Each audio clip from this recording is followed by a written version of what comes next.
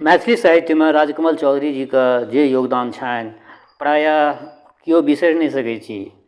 कमे दिन ओ मैथिली साहित्य में लिखलखिन आ कमे दिन एहि धरती पर रहलखिन, लेकिन जे दिन रहलखिन, जे दिन लिखलखिन ओ एकटा मील के पत्थर अछि एहि मैथिली साहित्य में। तऽ आइ कथा यात्रा में राजकमल चौधरी जी के एकटा रचना हम राखि रहल छी। हिनकर रचना सब रचना रोचक रचना सब छनि। तऽ आजुक जे ई रचना छै, रचना के शीर्षक छै साँझक गाछ। तऽ बेस लेल जाउ आजुक ई रचना। माघक परीबक साँझ।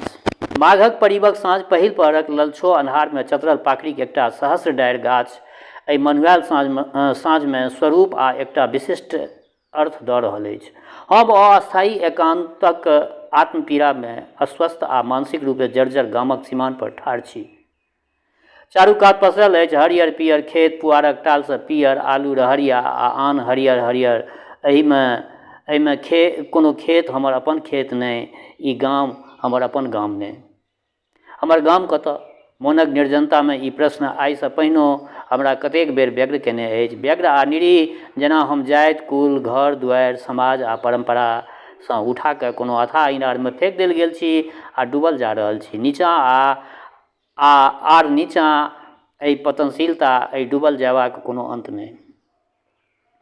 मोनक निर्जनताक इनारसँ बाहर भऽ जगति पर पैर देबाक सुविधा हमरा नहि अछि। मुदा तैयो ई गाछ पाकड़िक, ई सहस्र डारि गाछ जे एके संगे एहि गामक सीमान पर आ हमरा हृदय में चतरल आ पसरल अछि, हमरा जीवाक हेतु, जीवैत रहबाक हेतु शांति आ सांत्वना दैत अछि। सांत्वना दैत अछि ई माघक साँझ, ई ललछो अन्हार, अर्थात मिथिलाक एहि निःशब्दता, ग्रामांचलक हरियर पियर दिवा समान हमरे जकाँ अस्वस्थ आ जर्जर।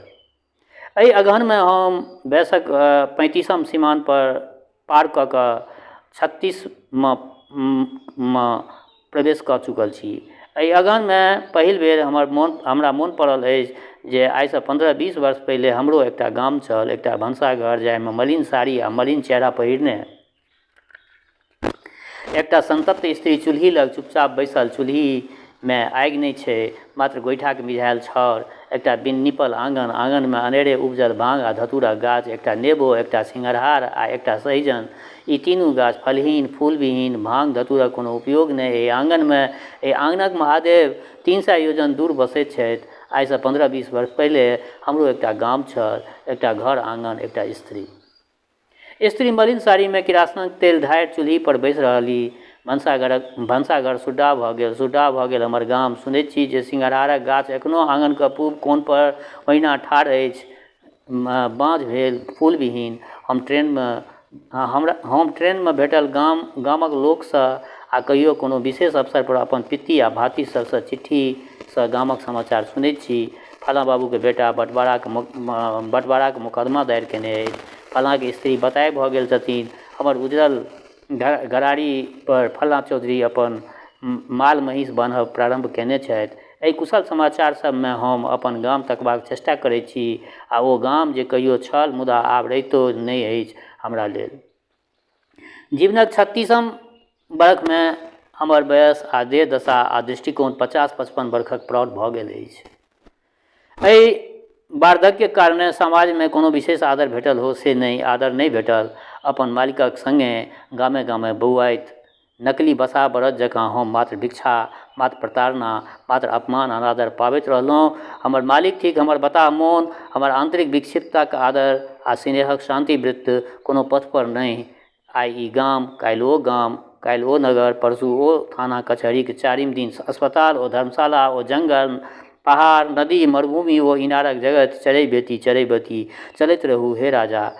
दिन राति अन्हरिया इजोरिया बिहाड़ि बसात चलैत रहू। हमर गाम हेरा गेल आ हम गामे गामे चलैत रहलहुँ, कोनो नौटंकी नाटक कंपनीक संग, कोनो सर्कस जादू खेलक संग। तबला बजबैत, भनता करैत, विषहारा खेलाइत, भगता बनैत, बिपटाक स्वांग रचैत। स्वांग रचब हमर जीवन आ जीविका भऽ गेल। 20 वर्ष पहिने ई सत्य हमरा बुझबामे आबि गेल छल जे जीबाक अछि पोसल कुकुर जकाँ आ अरना महिष जकाँ कोनो तरहे जीबाक अछि, तेँ स्वांग रचऽ पड़त। कोनो ने कोनो स्वांग, नीक लोकक वा अधला लोकक। बुझबामे आबि गेल छल जे सब लोक कोनो ने कोनो स्वांग रचैत अछि, जे हम छी, जे हमर असली व्यक्तित्व अछि, हमर असली चेहरा से व्यक्त केने अछि। व्यक्त करैत रहलासँ हमरा अन्न पानि भेट सकैत अछि, ने ठाढ़ होयबाक लेल कोनो ओसारा, कोनो आँगन। अतएव अपन गाम त्याग हम नकली जीवन बेसाय रहल छी। अपना गाममे अपन लोकक मध्य स्वांग हमरासँ नहि भेल। भौजी कहलनि, बाउ खेत नहि रोपब, माल जाल नहि चरायब तऽ खायब की? फूसि बाजब तावत धरि हम सिखने नहि छलहुँ।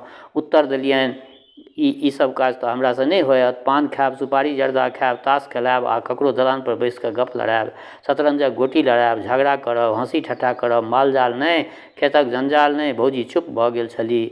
आनो कोनो लोक वेद किछु नहि बाजल छल। हम अपन घर आँगनके स्वामी छी, आब लोक किया किछु बाजत। मुदा ओहार लगावल बैलगाड़ी पर बैसि अपन 3 संतानके सिरकसँ झाँपि एकटा बड़का पेटी आ 8-10 टा छोट पैघ मोटरीमे अपन वस्तुजात बान्हि हमर विधवा भौजी कनैत कनैत अपन नैहर चल गेली। भौजीके ओ विदा यात्रा हमरा आइ धरि नहि बिसरल अछि। भौजी धनिकक बेटी छलीह। हमरा परिवारमे आबि कहियो सुख शांति नहि भेटलनि। भाइजी सदिखन बीमारे रहैत छलाह। बीमार आ गामक राजनीतिमे सक्रिय संलग्न। हमरे जकाँ अपन घर आँगनक समस्यादिके कोनो मतलब नहि छलनि। राजयोग यक्षमासँ पीड़ित भऽ भाइजी अस्पताल गेलाह। सङ्गे गेलथिन भौजी। बर्ख भरि पूर्णिया, सहरसा आ पटना कयल गेल, मुदा मुनिहारके के रोकत। घर परिवारक भीत, धरैन, चार खिड़की, केबाड़ सबटा ढनमना गेल। भौजी कहलनि, बाउ खेत नहि रोपब, 3 टा भातिज अछि, अपनो संतान होयत, घर कोना चलत? घर नहि चलत। भौजी नैहर चल गेली। साँझ पड़ि गेल। अन्हार चारू कात भादवक कारी अन्हार। अन्हारमे हम भाइजीके खेत देखै छी। अन्हारमे हम तकै छी। इजोतक कोनो पिंड, कतहु जयबाक हेतु कोनो एकटा मार्ग, कोनो अर्थ, कोनो संगति, कोनो न प्रेत आ न भगवती। केओ हमरा इजोतक रास्ता नहि देखबैत अछि एहि अन्हारमे। तमसो माँ ज्योतिर्गमय, तमसो माँ ज्योतिर्गमय, तमसो माँ ज्योतिर्गमय। अन्हारसँ इजोत दिस लऽ चलू। हमरा कतबो जोरासँ ई श्लोक खण्ड चिकरलासँ कोनो लाभ नहि भेटल। बैलगाड़ी पर बैसल अपन विधवा भौजीके ओ अंतिम दृष्टि हम देखने छलहुँ। मूल माछ जकाँ दुनू आँखि स्थिर भेल। एहि दृष्टिमे कोनो उल्हन नहि, कोनो वेदना, संताप नहि, केवल मृत्यु। भाइजीके चिकित्सामे भौजीके श्री संपन्न पिता भ्राता कोनो आर्थिक सहायता नहि केने छलखिन। भौजी प्रण केने छली जे मरि जायब, परन्तु आब कोनो दिन घुरि कऽ नैहर नहि जायब। से प्रण आइ समाप्त भऽ गेल छलनि। पाथरक मूर्त सन सुन्दर 3 टा बालक। जीवा जागा चूल्हीमे लागऽ। ई कवि हमरे चरित्र पर चरितार्थ भेल आ संपूर्ण रूपे जीवैत छी, जागल रहैत छी, मुदा जिंदगी एकटा विराट चूल्ही अछि जाहिमे हम सदिखन हरियर काँच जारनि जकाँ जरैत सुनगैत रहैत छी। आगि पजारबामे सबसँ बेसी सहायक होइत अछि अतीत, बीतल दिनक स्मृति। सुख हमरा कहियो नहि भेटल, ई कहब अनर्गल होयत। सुख हमरा सबसँ बेसी ओहि व्यक्तिसँ भेटल जकरा व्यक्ति बुझबाक इच्छा हमरा कहियो नहि भेल। भौजी छलीह, तैयो ओ व्यक्ति अदृश्य छल, आ भौजी चलि गेली तऽ ओ व्यक्ति अदृश्ये रहल। अपन अदृष्ट ओ हमर कर्म पर निर्भर। ओ व्यक्ति छलीह हमर स्त्री, आ भनसाघर छलनि हुनकर एकमात्र कर्मस्थल आ वासस्थल। गामक आन कोनो लोक हुनकर बाजब नहि सुनलक। हम स्वयं हुनकर कानब अथवा हुनकर हँसीसँ अपरिचित रहि गेलहुँ। मुदा समय समय पर हमरा चाह, पान आ पीसल भाँगक नगिनिया गोलीके मरीचमे डूबल भेटैत रहल। हमरा कोना भेटल तकर ज्ञान हमरा कहियो नहि भेल। हमरा सन तुच्छ आ दुर्बल मनुष्यके एहि ज्ञानक जिज्ञासा नहि होइत छैक। जिज्ञासा नहि, मुदा समय पर भूख प्यास, समय पर सुतबाक चेष्टा, समय पर नव वस्त्रखंड, अपन दलान पर बैसि मित्र मंडलीके अभ्यर्थना करबाक इच्छा सबके होइत छैक। ई तऽ 3 वस्तु हमरा प्राप्त होइत रहल। गामक अपन अकर्मण्य निरीहतामे प्राप्त होइत रहल ओहि अदृश्य व्यक्तिक कारणे। ओ कालांतरसँ अवसर पाबि किरासन तेलक मटियाइन दुर्गंधमे डूबि आगिक लहलह धधरामे झरकि कऽ स्वाहा भऽ गेल। बिन कनने बिन बजने हम गाममे नहि छलहुँ। गुलाब बाग मेला अथवा भागलपुरक बाजार अथवा राजनगरक जंगलमे छलहुँ। कतेक दिनक उपरान्त हमर पित्ती श्री दुखनारायण चौधरीके एकटा पोस्टकार्ड हमरा भेटल। पोस्टकार्ड पर कतेक ठामक मोहर, कतेक ठामक सब पता काटि काटि कऽ लिखल छल। पत्रमे एतबा कथा चिरंजीवी श्रीयुत के परम दुखपूर्वक ज्ञातव्य जे जगन्नाथपुर वाली कन्या आगि में झरकि कऽ मरि गेली। अपने के जेठ भाती जगनारायण आगि देलथिन। अपने पत्र पाबिते गाम चलि आउ जाहिसँ श्राद्धादि व्यवस्था होय। हमर सभक परिस्थिति तऽ अपने जनिते छी। ई पत्र पढ़ि हमरा न दुख भेल न विषाद। हम अपन स्वयं रचबामे मस्त भऽ गेलहुँ। गाम जयबाक कोनो सेहनता नहि भेल। केवल एतबे कथा मोन पड़ल जे कोनो दिन कोनो व्यक्तिके जगन्नाथपुर गाममे माफा पर बैसा के कोशिकाक धारमे माफा सहित नाव पर चढ़ा के हम अपना गाम अनने छलहुँ। से व्यक्ति आब नहि अछि, कतहु नहि अछि। से व्यक्ति बिला गेल जेना लालटेन मिझा गेला पर इजोत बिला जाइत छै। एकटा रातिक कथा मोन पड़ैत अछि। घटाटोप अन्हार पानि झड़ि रहल अछि। गामक धार बाढ़िमे उमैक कऽ सौंसे गामके पोखरि बना देने अछि। हम भांग पीने मत छी आ महादेव जकाँ प्रसन्न मन होइत अछि जे ई सौंसे पृथ्वी आ अपन सम्पूर्ण जीवन ककरो दान दऽ दिए। मोन होइत अछि हँसैत हँसैत बता भऽ जाय। हम ओछान पर चित्त पड़ल बरखाक संगीत सुनि रहल छी। ओ घरक एकमात्र खिड़की लग ठाढ़ि बाहरक अन्हार आ बाढ़िक हाहाकार देख रहल छथि। हम पुछलियनि, गुलाब दाइ, आइ जे मंगबाक हो से माँगि लिअ। आइ हम महादेव बनल छी, ढरल छी, बनि गेल छी ऑर्डर दानी। किछु माँगि लिअ जे मंगबाक इच्छा हो। किन्तु ओ चुप्पे रहली। बाजब मुँहसँ बाजि कऽ किछु माँगि लेब हुनकर स्वभाव नहि। बड़ तंग केला पर बड़ी कालक बाद बजली, हमरा की नहि देने छी अहाँ जे हम माँगब? की माँगब हम? एतबे माँगै छी, दिन राति भगवतीसँ एतबे माँगै छी जे अहाँ नीके रही आ निरोग रही। हमर नीक, हमर नैरोग्य मंगल कामना केनिहार व्यक्ति एकटा अछि। ई जानि कऽ ओहि दिन हमरा क्रोध आ परितापे भेल छल, कोनो प्रकारे सुख नहि। तेँ हम दोसर वा चारिम दिन गामसँ भागि आयल छलहुँ। जेना तानल बन्दूकके देखि कऽ कोनो हरिन, कोनो बनैया सुगर भगैत अछि, तहियासँ हम नव नव भेष लगबैत, नव नव मुखड़ा पहिरैत भागले जाइत छी। एहि जंगलसँ ओहि जंगल, एहि गामसँ ओहि गाम, रस्ते रस्ते चलैत। कोनो ठाम साँझ भऽ जाइत अछि, कोनो ठाम गाछ तर ठाढ़ भऽ एक बेर पाछू घुमि कऽ तकैत छी, केओ आबि तऽ नहि रहल अछि। कोनो प्रेत, कोनो स्त्री अथवा कोनो पथरायल दृष्टि। साँझक गाछ तर ठाढ़ भेल दू गामक सीमान पर हम अन्हार आ इजोतक मिलान करैत छी। अन्हार की थिक आ इजोत की थिक? जीवनक ई पैघ सन 36 वर्ष हम कोन वस्तुक लेल काटि देलहुँ, कथीक लेल काटि देलहुँ से हमरा कोनो पता नहि। हमर एतेक पैघ आ वैविध्यपूर्ण जीवनमे हमरा मात्र दुइये तरहक स्त्रीगण भेँट भेल अछि। पहिल तरहक हमर स्त्री आ हमर भौजी, आ दोसर तरहक ओ सभा स्त्रीगण जे शहर बाजारमे घुमैत अछि। एक दोकानमे कोनो वस्तु कीन दोसर दोकानमे कोनो वस्तु बेचैत अछि, जे थिएटर नौटंकीमे काज करैत अछि, जे ओ काज करैत अछि जे एहि विशाल संसारमे कयल जाइत छै। पहिल तरहक स्त्रीसँ हम 75 योजन दूर भागि कऽ भरि जीवन बौआइत रहल छी। पहिले तरहक स्त्रीक संपर्क पयबाक हेतु आ अपन गामसँ भागि कऽ हम सबठाम अपने गाम हम ताकि रहल छी। या थिक हमर जीवनक विरोधाभास, एहन विरोधाभास जे अपने स्वामीके शरीरके रुग्ण रोगग्रस्त, मोनके जर्जर आ जीवनके प्रत्येक क्षेत्रमे असफल बना दैत अछि। रविन्द्रनाथ ठाकुरके एकटा उक्ति प्रसिद्ध अछि, जहाँ चाय तहाँ भूल कोरे चाय। अर्थात जकरा प्राप्त करबाक इच्छा केलहुँ से एकटा भ्रान्त इच्छा छल, आ जकरा प्राप्त केलहुँ तकरा पयबाक कोनो इच्छा मोनमे नहि छल। या थिक हमर विडम्बना, हमर जीवनक गृहदशा। शनि आ चन्द्रमाके कुदृष्टि हमरा कतऽ नहि लऽ गेल, कोन अन्हार घर काजरक घरमे नहि लऽ गेल। मुदा सब घरमे, सब अन्हारमे किरासन तेलमे डूबल कोनो स्त्री जरैत रहल। कोनो दोसर स्त्री कातर स्थिर अमंगल दृष्टिसँ हमरा दिस तकैत बैलगाड़ी पर बैसल गामक सीमानसँ दूर, आर बेसी दूर चल जाइत रहल। हमरे हृदयमे, हमरे निन्नमे दू स्त्री, एक्के तरहक दू स्त्री, आन कोनो व्यक्ति नहि, आन कोनो जीवधारी नहि। हमरा कहियो कोनो दुख परिताप नहि भऽ सकल। जीवन यापनक हेतु हम सब तरहक काज केलहुँ, नीक अधला, ठेकनगर खराब। जीवन बीतैत रहल जेना कहियो समाप्त नहि होबयवला कोनो तीर्थयात्रा रेलगाड़ी पर निरुद्देश नास्तिक जकाँ हम बैसल छी। कियाक जा रहल छी, कतऽ जा रहल छी, की कारण, की उद्देश्य, हमरा किछु बुझल नहि अछि। जेना कोनो बड़द गर्दन पर बैलगाड़ीके जुआ रखने लिख देने जा रहल हो। किछुए दिन पहिने पूर्णिमाक दिन रामगंज बाजारमे मेला लागल छल। एकटा नाटक कंपनीक संग हम ओहि मेलामे गेल छलहुँ। सत्य हरिश्चंद्र नाटकमे हम हरिश्चंद्रक पाठ करैत छलहुँ। चंद्र टरे सूरज टरे टरे जगत व्यवहार, पाय राजा हरिश्चंद्र को टरे न सत्य विचार।